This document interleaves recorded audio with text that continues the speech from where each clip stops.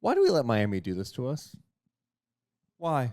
You know, you're just like me sitting at home during this game. And even after game one, we start questioning things with Miami. Like, it's probably going to be a quick series. Maybe it's 4 or 5 games in this game when they go down, especially during that second quarter run by Denver. You're going, they just don't have the horses. They don't have the guys. They don't have the scoring to keep up with Denver. Why do we question these guys anymore? They're here and they belong here for a reason. It's because they have multiple guys on this team who could step up. We could talk about the fourth quarter and we'll do that, but it's how the game started tonight. Miami came out and imposed their will. I thought they played aggressive, and it was refreshing from Miami's perspective to see Max Strus go out and start firing right away. He's like, I don't care that I was 0 for 10 in game one. I shoot the damn ball. He got some great looks off some defensive breakdowns between KCP and Porter. Miami was able to create some open looks. He hits 3 of his first 4 from downtown. And then Bam Adebayo. This was one of Bam's best games. And he played super aggressive. We've said all playoffs, like every time I see Bam play aggressive, not just settling for a jumper, it's attacking the basket, it's setting up his teammates, it's rebounding. Good things happen for Miami. And he's got the toughest matchup of them all. He's got to deal with the best player in the game, Nikola Jokic. And Miami was a different team with him off the floor tonight. First time, Denver outscores them 11-5. Next time, Denver outscores them 10-5. He had such a big-time impact on this game with his physicality. Then you go up and down the roster. You go Gabe Vincent again. Gabe Vincent coming through with another 20-point game in the playoffs. This guy wasn't scoring 20 a night during the regular season, but he comes in these moments, knocking down big threes, attacking in the pick and roll. That guy's going to earn some money because he plays his ass off defensively. He's not scared of the moment. He comes in and gives you 23 points on 8 of 12. Amazing stuff. Keep on going. Jimmy Butler, a little quiet with the scoring. Okay, starting 4 or 14. He sent some big shots in the fourth quarter. He's still finding ways to set up his teammates, being aggressive, dishing, finding guys open for 3. 21 points, 9 assists. 4 rebounds in this game. And at the end of the game, he's got to deal with Jamal Murray one-on-one as Murray tries to go for a game winner that was no good. Then how about Duncan Robinson? The fourth quarter response tonight by Miami was special.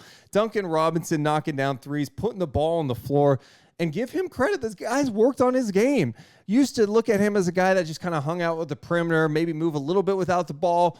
But now he's like, no, give me the ball. I'm not just going to cut and score. I'm going to put the ball on the floor and make something happen. He did that. He comes out, scores 10 points to start that fourth quarter for the Miami Heat. I thought Miami also did a great job. I didn't think they were going to be able to run a lot of zone against the Denver Nuggets, and I know it's just one game, but they went heavy zone, especially in that fourth quarter, and it definitely impacted the Denver Nuggets and their players' decision-making. Jokic would get to the free throw line, but they had trouble getting him the ball. Miami was rotating perfectly. They were staying in front of their guys. Hell, I haven't even mentioned Kevin Love yet. Kevin Love coming in tonight, getting the start after not even playing the last 3 games. It does a great job getting some rebounds. There's even one play in this game where he's isolated trying to deal with Michael Porter. Porter had to give the ball up. He couldn't get past Kevin Love. It was a great defensive possession by Kevin Love, who finds a way to stay engaged. It's like, I'm just going to be ready. And this is what you say with Miami. They are like a horror film villain. They don't go away. It's like Jason. It's like Freddy Krueger, Chucky. Oh, they're dead. They're dead. And they come back and then they kill you. And Miami did it tonight. Who am I missing? Am I missing anyone else that deserves some love? Even Kyle Lowry comes in. 9 points, 3 assists for him in 24 minutes. I thought he had some nice moments too. We should also mention this. It's amazing that Martin is in the conversation for Eastern Conference Finals MVP and doesn't start tonight and plays 22 minutes. Miami just doesn't care. Check the egos at the door. We're just playing to win games. It was outstanding. Also, on the other side for Denver, Jokic did his thing tonight scoring, and I think this is kind of what I thought about going into the series.